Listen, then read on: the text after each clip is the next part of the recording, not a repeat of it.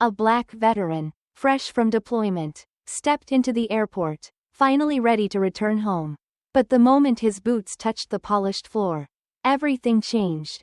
A security officer, eyes sharp with suspicion, posture stiff with quiet authority, fixated on him almost immediately. There was no cause, no reason beyond the color of his skin and the uniform that, to some, seemed like a contradiction. "Step aside, sir," the officer barked, his voice cutting through the dull hum of the terminal. The soldier hesitated, scanning the faces around him. Travelers, airport staff, others who had the luxury of passing through without a second glance. He had fought for this country, bled for it, and yet, here he was, being treated like a threat in the very land he had sworn to protect. What happened next unfolded quickly. Accusations thrown with no evidence. His belongings dumped onto the floor for all to see. And finally, a public humiliation that left the entire airport silent. But just 7 minutes later, the officer who had targeted him found himself at the center of a storm he never saw coming. What happened next sent shockwaves through the airport and set off a chain of events no one could have predicted. Stay with me. This is a story you need to hear. Before we dive in, comment below and let us know where you're watching from. And if this story resonates with you, don't forget to subscribe for more. Because stories like these, they deserve to be told. Camille Lawrence was a woman accustomed to the quiet calculations of existence. She had spent decades maneuvering through a world that, by its very design, often refused to accommodate her presence. She had learned the delicate art of making herself small when necessary and standing her ground when it mattered. It was a skill passed down like an heirloom, from mother to daughter, generation to generation, because to be black in the world, to be a black woman especially, was to be engaged in a lifelong negotiation with dignity. And now, here she was, boarding a flight back to London, returning from the warm embrace of Jamaica, a place where her skin did not make her an other, where the air did not feel weighted with the unspoken. She had spent weeks on the island with her son, Elijah, tracing the lines of their ancestry in the red earth, listening to the echoes of family stories told in the patois of their people. But vacations always end, and reality, no matter how well one had managed to escape it, always awaited one's return. At the airport, the first test came as it often did. Small, insidious, but sharp as a needle. "Ma'am, I need you to step aside," the TSA agent said. His voice clipped, disinterested. Camille exhaled slowly. She had been randomly selected, of course. Again, the agent's hands moved with the impersonal efficiency of someone who had done this too many times to consider what it meant for the person being touched. Camille stood still, her arms raised, feeling the press of latex gloves against her back, her waist, her shoulders. She did not protest. She had learned long ago that resistance would only lead to delay. And delay would be considered her fault. She could see Elijah watching from the other side of the checkpoint. His jaw clenched. He was young, still full of the righteous indignation that life had not yet dulled. She gave him a small shake of her head. "Not here, not now." Once cleared, she collected her things and joined him. "It's always us," Elijah muttered under his breath. "Always," Camille replied, but she said it softly. Not with anger, but with the tired resignation of someone who had seen enough of the world to expect nothing less. They made their way to the gate, weaving through the endless tide of travelers. Camille had always found something unsettling about airports. They were places of transition. But not just in the way people thought. They were places where rules, written and unwritten, were enforced with particular precision. Where the lines between who belonged and who did not were quietly drawn and quietly obeyed. At the gate, another moment of negotiation. "I'm sorry, but your seats aren't together," the airline employee said, offering an apologetic shrug that did not quite reach her eyes. Camille glanced at the boarding passes. 14C for her, 18D for Elijah. "Is there any way to change that?" she asked. Though she already knew the answer. "I'm afraid we're fully booked." And so, another silent concession. She would sit apart from her son. She would accept the arrangement. Because making a scene would do nothing but confirm what too many people already assumed about black travelers. That they were difficult. That they demanded too much. She smiled politely, took her ticket, and moved toward the jet bridge. Boarding the plane, she found her seat and settled in. The familiar press of exhaustion settled over her shoulders. The weight of things unspoken. Of things understood without needing to be said. The cabin filled around her. Voices and movement blending into the dull hum of pre-flight ritual. And then, she felt it. That shift in the air. That moment when the presence of a black body unsettles the wrong person. The man taking the seat beside her was not pleased. It was there in the tight set of his mouth. In the way he exhaled through his nose before even fully sitting down. He did not greet her. Did not acknowledge her existence beyond the immediate inconvenience she seemed to pose. Camille folded her hands in her lap.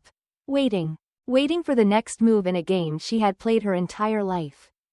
A game where the rules had been set long before she was born. Camille had spent a lifetime reading rooms. It was a necessary skill.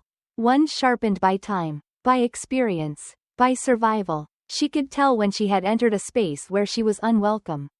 Even when no one dared to say it outright. And she could certainly read the man beside her. He was older, perhaps in his late 50s. With the look of someone accustomed to being comfortable. Accustomed to moving through the world as if it had been arranged for his convenience. His suit was pressed. His wristwatch expensive but understated.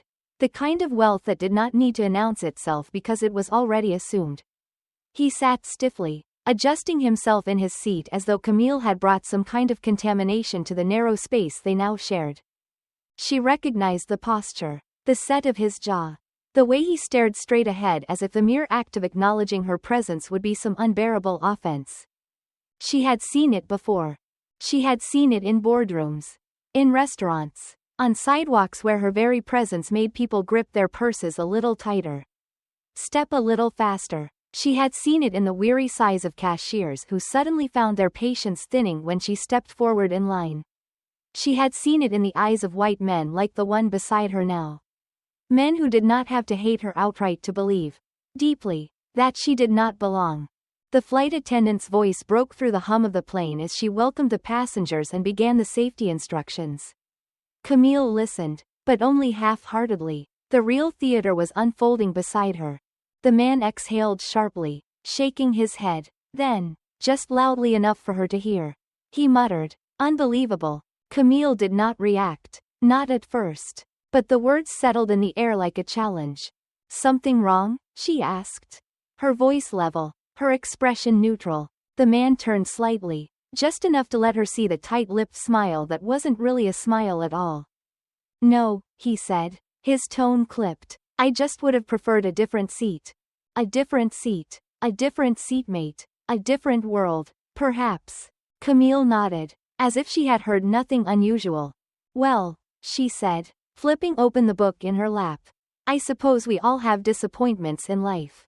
She saw the flicker of irritation on his face. The way his lips pressed into a thinner line. He had expected her to shrink. To ignore him. To let the weight of his displeasure settle onto her shoulders. He had not expected her to meet him head-on. The plane jerked slightly as it began to taxi. The man shifted in his seat again, adjusting his cufflinks. And then, in a voice just low enough to sound private but just loud enough to be heard, he said, "You people always find your way into places you don't belong." There it was. Not a yell. Not an open insult. Not the kind of racism that made headlines. Just a quiet little dagger. A whisper designed to wound in a way that could always be denied later. "I didn't mean it like that. You're being too sensitive." Camille inhaled slowly. She had been here before. Oh, she had been here so many times before. And yet, something about this moment felt different. Perhaps it was the exhaustion that came from years of swallowing responses for the sake of peace. Perhaps it was the way the world had shifted in recent years. How it seemed that more and more people felt emboldened to say what they once only thought. Or perhaps it was simply that she was tired. Tired of pretending. She turned, looking him directly in the eye. "You seem awfully concerned with where I belong," she said, "almost like it keeps you up at night." The man flinched, as if struck by something heavier than words. Camille did not look away. She did not lower her voice. She did not apologize. The plane was beginning its ascent now. the hum of the engines drowning out the murmurs of conversation around them. For a moment, the man said nothing. Then, with a huff, he turned back toward the window, his face stiff with resentment. Camille let herself smile. Let him stew. She had fought bigger battles than this. And she was still here. The plane had leveled off now, cruising at 35,000 feet. Outside, the sky stretched in endless blue. A deceptive kind of peace. Inside, the cabin hummed with the soft rustle of newspapers, the muted beeping of call buttons, the quiet murmur of strangers making polite conversation. But not in row 14. In row 14, a battle was unfolding, not with fists, not with raised voices, but with silence, with the sharp edges of words unsaid and the weight of history pressing down on the narrow space between two people who might as well have been sitting on opposite sides of an ocean. Camille could feel the man beside her, Richard, as she now noticed from his monogrammed carry-on, still stiff with barely contained resentment. He did not move much. He kept his arms close to his body, his hands folded tightly in his lap, as though touching her, even by accident, would confirm some unspoken horror he carried inside himself. He was waiting for her to shrink. And when she did not, when she simply sat there, breathing the same air as him, existing in the same space without permission or apology, she could feel his frustration growing. It was always the same. The way certain people carried themselves in places they believed belonged only to them. The way they expected her to play along, to make herself small, to smile just enough to reassure them she was no threat, to allow their discomfort to be her problem. Camille had spent a lifetime making other people comfortable. Not today. She leaned back in her seat, turned the page of her book, exuding the kind of calm that she knew would unnerve him more than any argument ever could. And then, perhaps because he could no longer stand it, perhaps because silence had never been his preferred weapon, Richard spoke again. You know, he said, his voice just above a whisper. People used to have manners. Camille did not look up. Is that right? She said mildly. Richard nodded, as though he had not just insulted her, as though they were having a perfectly reasonable conversation. There was a time when people knew their place.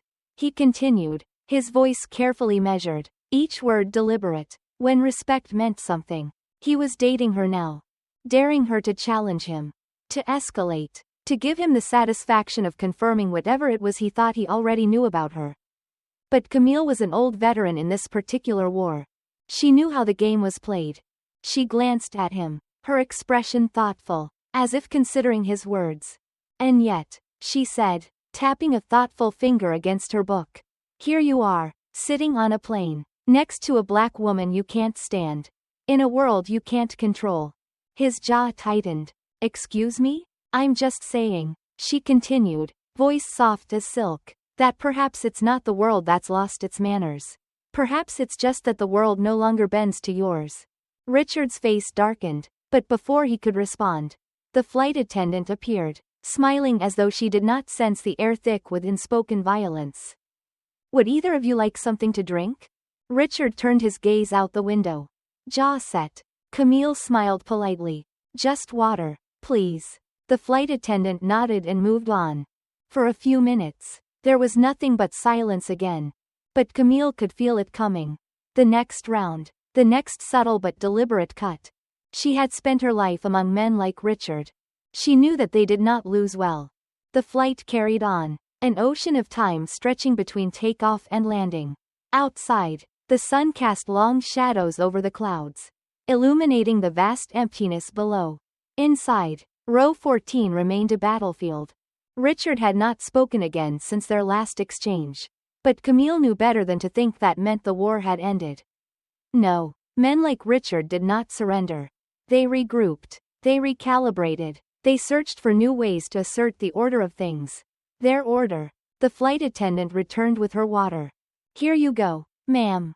Camille smiled. A small courtesy. A shield. She took the cup, fingers grazing the condensation. The flight attendant turned to Richard, who still had his face toward the window, pretending, as so many did, that none of this was happening. And for you, sir? Richard exhaled, slow and deliberate, as though even the act of responding was a burden. Scotch. Neat. The attendant nodded and moved on. Camille took a sip of her water. It was cold, crisp, grounding. She wished, for a fleeting moment, that this was all there was.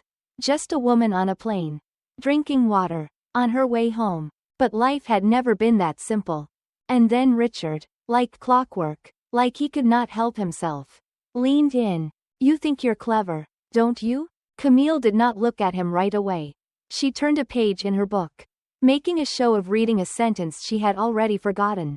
Then, finally, she met his gaze. I don't have to be, she said. I just have to be awake. Richard let out a dry chuckle. People like you always have something to say. People like me, Camille repeated, rolling the words around in her mouth as if tasting them for the first time. Richard shrugged, tilting his head toward her, emboldened now that he had taken the first step.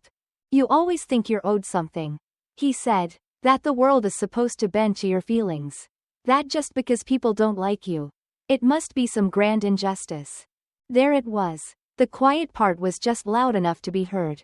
Camille tilted her head slightly, considering him. I think people should treat each other with dignity, she said. I think that if you find yourself on a plane, sitting next to a stranger, you should be able to do so without resentment eating you alive. Richard scoffed, shaking his head. You don't get it, he said, voice low. No, Camille replied, voice just as low, just as steady. I think I understand perfectly. Richard leaned back in his seat, gripping the armrest like it was the only thing tethering him to this moment. His scotch arrived, and he took a slow sip, his fingers tightening around the glass. You want to know something? He said finally. His voice quieter now, less performative, more tired. There was a time when the world made sense. Camille arched her brow. You mean a time when the world made sense to you? Richard did not answer. He did not have to. Because that was always the truth of it. That was the heart of every tension, every bitter glance, every quiet resentment that passed between people like him and people like her. It was never about fairness. It was about power, about the fear of losing it, about the terror of waking up one day and realizing that the world no longer made room for men like Richard to feel comfortable in their superiority. The measure of a man had never been in his wealth or his knowledge or his bloodline. It had always been in how he reacted when the world no longer revolved around him. Camille watched as Richard took another sip of his scotch, his hand trembling ever so slightly. For the first time since the flight began, she saw it, beneath the bravado, beneath the contempt, fear. She did not pity him. But she understood. And that, perhaps, was worse. The plane sailed through the sky, indifferent to the battles waged beneath its wings. Passengers chatted, flipped through magazines, scrolled on their phones, wrapped in their own worlds, unaware, or perhaps unwilling to be aware, of the quiet storm brewing in row 14. Camille could feel it coming. Men like Richard didn't stew in silence for long. No, silence was merely a reloading phase. A brief pause before another attempt at reasserting control. The clink of ice against glass. The slow, deliberate sip of scotch. The false calm of a man who believed himself to be in command of every room he entered. And then, as she expected, he leaned in again. I don't hate you, you know. It was almost funny, the way he said it. As if it were some grand act of generosity. Camille exhaled a slow breath, pressing the bridge of her nose between her fingers before looking at him. You say that like it matters. Richard chuckled, but there was something bitter at the edges of it. See. That's the problem with your kind, he said, voice just low enough that only she could hear. You've been told for so long that the world is against you, that you don't even see when someone is trying to have a conversation. She turned toward him fully now, folding her hands in her lap. A conversation, she repeated. Is that what this is? He smiled, the kind of smile that white men like him had perfected long ago. The one that said I'm just being reasonable. The one that made every act of cruelty seem like common sense. You want to be seen as equal, don't you? He asked, taking another sip. Then you should be able to hear things you don't like. That's how it works. Camille studied him for a long moment. This isn't about hearing things I don't like, she said finally. This is about the fact that you think I owe you my patience. That you can sit here, insult me in 100 different ways, and then expect me to listen to you like you've said something worth hearing. Richard shook his head, chuckling again. You really believe everyone is against you, don't you? Camille didn't answer right away. She had learned, long ago, that some silences spoke louder than words. She watched as Richard grew more agitated, shifting in his seat, his scotch now nothing more than melted ice. You people, he muttered under his breath. There it was. The mask slipped. Camille let the words hang between them. Let him sit with the weight of them. Because that was the truth. Wasn't it? That no matter how polished, how educated, how calm he tried to be, he had never seen her as his equal. He had never even seen her as a person. She saw the realization dawn in his eyes. The realization that he had said it out loud. That there was no taking it back. For a moment, just a moment, he looked embarrassed. Not for what he believed, but for the fact that he had let her hear it. The moment stretched between them. Fragile and sharp, like glass about to break. Richard had said it. You people. And now the air between them was thick with the weight of it. With the finality of what had always been lurking beneath his carefully measured words. Camille didn't move, didn't flinch. She had lived long enough to know that men like Richard did not fear the harm they caused. They feared being caught in it. They feared having their private beliefs. Beliefs they had carried with them into boardrooms, into classrooms, into courtrooms, into elections, dragged into the light. And now, Richard sat there, his body stiff, his face a mixture of defiance and regret. Not regret for the thought itself. No, that was too deeply embedded. But for the fact that he had let it slip. You people. Camille could have laughed at how predictable it was.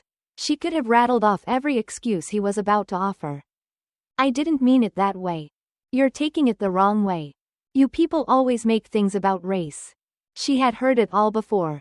Richard exhaled sharply, shaking his head. Look, I didn't. Quote. You did, Camille said, her voice even, unwavering. He let out a dry, humorless chuckle. Oh, so now I'm a racist? Because of one little comment? She studied him, watching the way his fingers curled around the empty glass in his lap. She had spent her whole life in conversations like this. Conversations where the most dangerous thing a black person could do was tell the truth. She had watched the way white discomfort had the power to turn the tide of a room. To shift the narrative. To suddenly make the person being harmed seem like the aggressor. She had seen how quickly people like Richard could go from condescending to defensive. From offensive to victimized. She could feel it happening now. The anger rising in him. The fear. And beneath it all, the quiet, desperate hope that she would do what the world had always expected of people like her. That she would let him off the hook. That she would smile, wave it away, pretend it didn't mean what they both knew it meant. But Camille was too old to play that game. Too old, too tired, too unwilling to carry the weight of making men like Richard feel good about themselves. So she sat there, letting the silence swallow him whole. Richard shifted again. This is what I'm talking about. He muttered. You can't even have a conversation with people like you anymore. You can't say anything without someone taking offense. Camille tilted her head slightly. You think this is about offense? She asked. He scoffed. Isn't it? She shook her head. No. This is about the fact that you live in a world where you can say anything. Anything. And still expect people like me to give you the benefit of the doubt. Richard opened his mouth, then closed it. She leaned in slightly, lowering her voice just enough so that he had no choice but to really listen. But the truth is, you don't want a conversation. She said. You want confirmation. You want me to tell you that you're still a good person. That what you said doesn't mean what it means. That deep down, you're not like those people. She saw his throat tighten. His fingers flexed around the glass. But you are, she continued, and you know it. The seatbelt sign dinged overhead. A reminder that the world still moved. That time had not stopped for the battle unfolding in row 14. Richard's face darkened, his jaw tight. You know what? This is exactly why people are tired of all this. Every damn thing has to be about race with you people. There it was again. Camille nodded, letting a slow smile creep onto her lips. You keep saying that, she murmured, Like you don't know what it means. The plane hit a patch of turbulence then. A sudden jolt that made a few passengers gasp. Richard cursed under his breath, gripping the armrest. Camille didn't move. She had been through worse storms. The turbulence passed, but something had shifted in row 14. Richard's hand slowly uncurled from the armrest, his scotch sloshing dangerously close to the rim of his glass. He took a quick sip. Too quick, like a man who needed something strong to steel himself. His face was taut, his eyes locked on the seat back in front of him, pretending Camille wasn't there. But she was. And the problem with a truth once spoken was that it could not be unspoken. Richard had spent his entire life surrounded by a world that reassured him. Through subtle nods, through policy, through the quiet way doors opened for him and closed for others. That men like him were the natural order of things. That his comfort, his position, his authority were as unquestionable as gravity itself. And yet, here he was, on a plane, sitting next to a black woman who refused to shrink, refused to reassure him, refused to let him pretend that what had just passed between them was anything other than what it was. Camille could see it now. That desperate, scrambling attempt to collect himself. Because he was losing. And men like Richard did not lose well. He exhaled sharply, shaking his head, as if trying to shake off the moment. This is ridiculous, he muttered. What is? Camille asked. Richard let out a humorless laugh, running a hand through his thinning hair. This whole overreaction, acting like I just burned a cross in front of you. Camille let the words settle, let them thicken in the air between them. This isn't about what you did, she said. It's about what you believe. And worse, about what you refuse to admit you believe. Richard's jaw clenched. And what exactly do I believe? Camille studied him. You believe the world used to make sense. Until people like me started demanding a place in it. He scoffed. That's absurd. Is it? She asked. She watched him flinch. Just barely. As if some small part of him knew. She leaned back, tilting her head slightly, as if assessing the depth of the wound she had just revealed. You believe that when you walk into a room, you should be the one who decides who belongs and who doesn't. She continued. You believe that if people like me don't make you uncomfortable, it's because we've learned how to take up less space.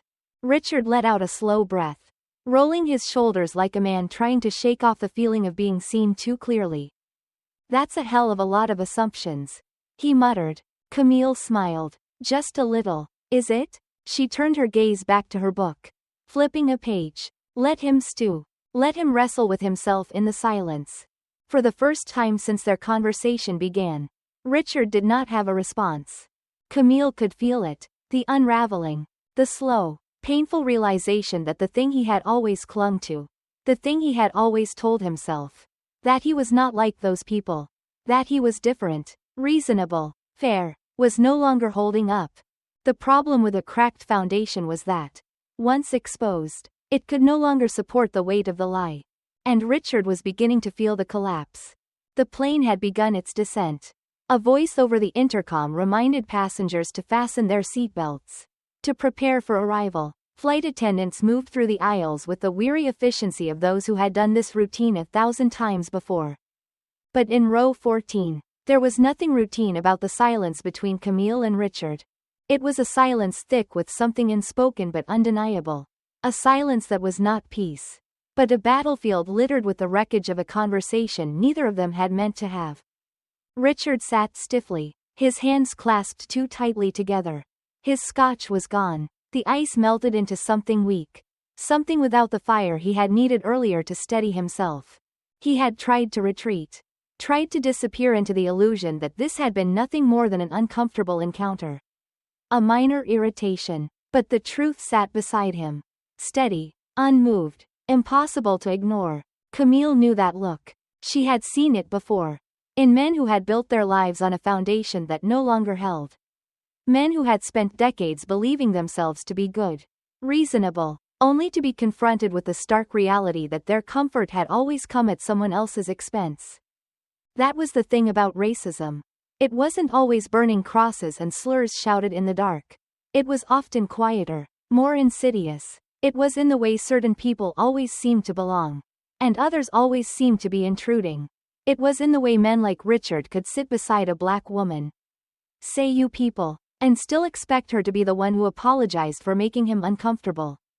It was in the way men like Richard only ever seemed to think about race when it threatened their own sense of control. And now, he was thinking about it. She could see the way his shoulders tensed. The way his mouth pressed into a thin line, as if holding back something sharp. Something he could not quite name. Finally, after a long moment, he spoke. Do you think anything ever really changes? His voice was quiet, almost as if he were asking himself. Camille turned toward him, studying the deep lines of his face. The weight of his age settling on him in a way that had nothing to do with years. Yes, she said simply, but not for people who don't want to change. Richard inhaled sharply, staring ahead, watching as the ground came closer and closer through the small, oval window. Things were easier when people didn't make such a big deal out of everything. He muttered, but there was something hollow in it now. Something less certain. Camille smiled faintly, shaking her head. Easier for who? He didn't answer, because there was no answer to give. Not one that wouldn't betray the very thing he was trying to hold onto. The plane touched down with a jolt. Tires screeching against the tarmac. The cabin filled with the rustling of seatbelts unfastening, of people stretching, gathering their belongings. Richard let out a long breath, rolling his shoulders. He looked at Camille then. Really looked at her, for the first time since the flight began. Not with hatred, not even with resentment, but with something closer to exhaustion. She had seen that look before, too. The look of a man who had spent his whole life running from something, only to realize, too late, that it had been inside him all along. He opened his mouth, then closed it. He looked as if he wanted to say something. Perhaps to defend himself. Perhaps to explain. Perhaps, even, to apologize. But Camille already knew the truth. Whatever he wanted to say, whatever moment of reckoning he might be having, it was not for her. She had spent her life making room for men like Richard to find their way to some kind of understanding. To soften their guilt. To reassure them that they were still good men. Not today. She reached for her bag, standing up as the passengers began filing into the aisle. Richard hesitated. Then, finally, he stood too. For a moment, they stood there together, side by side, neither of them moving, neither of them speaking. Then Camille turned and walked forward. She did not look back. Because men like Richard always had to decide for themselves what kind of men they would be. And that was a battle she had long since stopped fighting for them.